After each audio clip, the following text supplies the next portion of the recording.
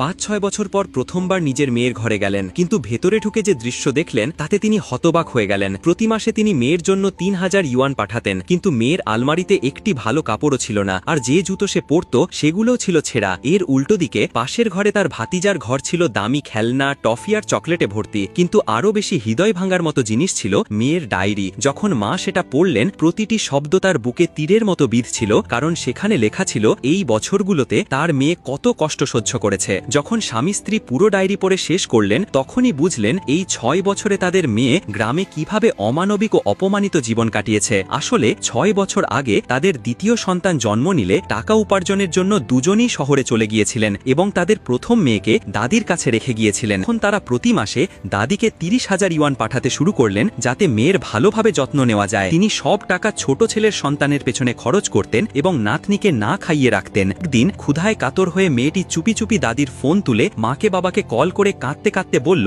আমাকে এখান থেকে নিয়ে যাও। কিন্তু তার কথা শেষ হওয়ার আগেই মা তাকে থামিয়ে দিলেন এবং বললেন, এখন কোম্পানির কাজ খুব জরুরি, এটা শেষ হলেই আমরা তোমাকে শহরে নিয়ে আসব। এতটুকু বলেই তারা ফোন কেটে দিলেন। তারা কি জানতেন এটাই ছিল তাদের মেয়ের সঙ্গে শেষ কথা।